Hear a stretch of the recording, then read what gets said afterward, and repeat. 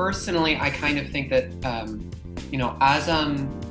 as an outsider, I have no prior SGA experience. I think I'm like the first person to run for executive president who hasn't had SGA experience in years, at least my time at Emerson, probably before then. But I think considering the fact that the office is likely going to be completely different, that sort of prior SGA experience isn't as important as it maybe has been in previous elections because it is a completely different office. Like fundamentally, it's doing a different thing. Because with the advocacy model, I think what the position calls for is different. On my very first day on the job, I would try to immediately reach out to whoever I feel have shown interest in the vacant senator positions, be it in student experience or in academic. I would work with the executive vice president for that. And then if we can't nail down a specific person, we'll try to talk to the related like student orgs and communities and see who are at the forefront of their cause, their activism, and see what they think, and really try to fill up those positions as soon as possible. So I'll start with representation, and then we'll work together to do more specific focuses. I think first things first is clarifying what this new model means for everyone. There's a lot of, miscommunication taking place due to everyone being at home. I just want to make sure that when we come back to campus, whether that's physical or online, everyone's on the same page. So making sure that communication is easy to understand, efficient, and that when you're talking to one SGA member, whether that's me, a member of the Treasury, a member of the executive board, a senator, that what they're telling you is the same thing another person will tell you. That way we're all on the same page regarding what resources are available to students and student boards, and we can maximize efficiency from the get-go.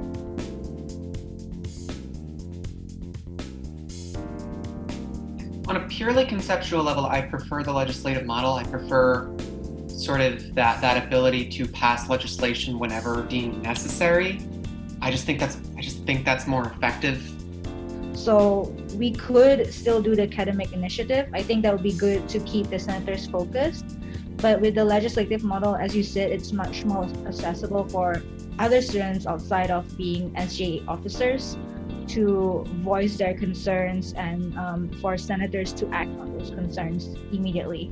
I like the idea of SGA being a more flexible, responsive organization and institution.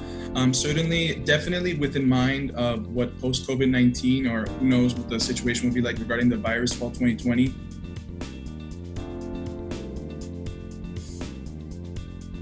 And I thought of the idea of a Treasury board because there already is the assistant to the treasurer. Like that is a position. There are two sort of assistant positions that the treasurer can use, but it's not required.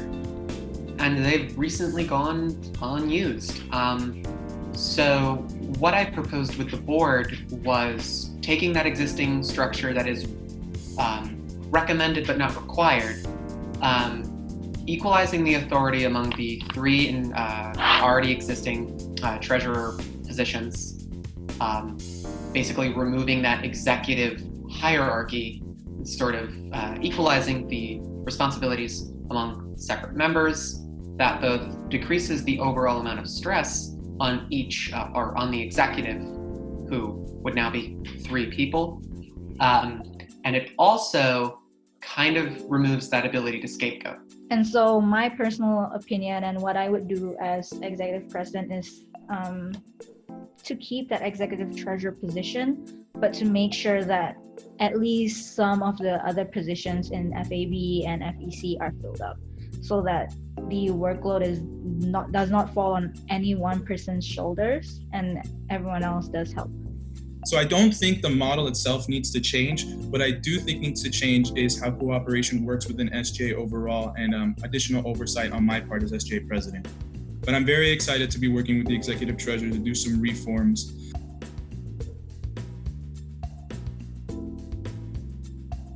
And I think it's going to be a lot easier to, stick to policies and make sure action actually happens with the advocacy model, because before, SGA's main function that everyone knew about was approving budgets.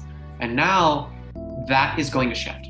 It's going to be less of a legislative sort of, we'll approve your funding for the year type of, organization. And now it's going to be the only sort of officially recognized advocacy group on campus that has people who directly interact with members of the administration every single day. What I would advocate for is accountability and making sure that in our meetings, we don't just talk. We don't just meet with department chairs and say, hey, so this is what's happening in our department, and not actually doing something about it. But that's something that can be resolved with the new legislative model. And the second part is that sometimes there are things that we as SGA cannot do. I know some people mention like the Title IX policy. We can advocate for that, but generally we cannot just implement those changes directly. Some people don't quite understand the role of SGA in the community and how we advocate for students. People just assume that we are the ones who really put in changes, and that is true for certain forms of those changes. For example, holding events or programs or making those programs permanent. So not only being more responsive by enforcing the new stipulations and the new model implemented by this new constitution, but also highlighting the resources that the college has already made available to them. For example, like the Office of Student Success, just to give you an idea. And then the third part of that would be ensuring that the conversation with administration, as me being the primary liaison between the student body and the college administration, is one that is actually reflective of how students feel.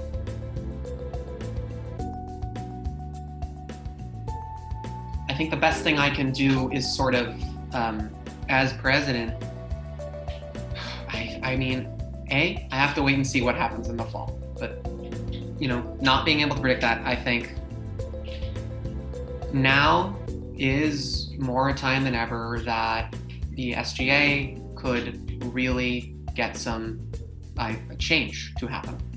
What I would do is I would address the rise of anti-Asian hate crimes on campus. We see that happen in the outside world. We don't think that can happen here at Emerson, but it can. And I think the administration really needs to ask themselves what kind of environment they're harboring where students think it's okay to do that.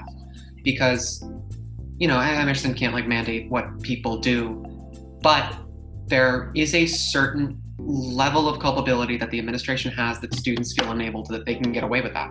I think it would depend on how this summer turns out.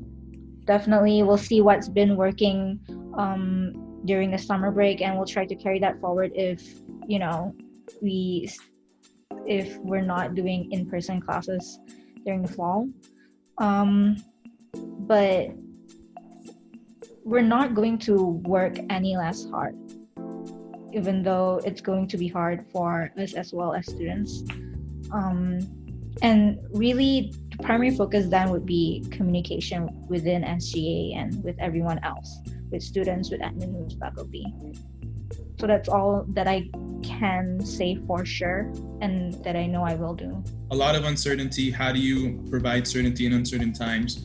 Which is something that my campaign is specifically focusing on. Me being SGA president, I'm offering the certainty that you'll have a president who will be constantly fighting for your rights and ensuring that, you have access to a quality semester regardless of circumstances surrounding it.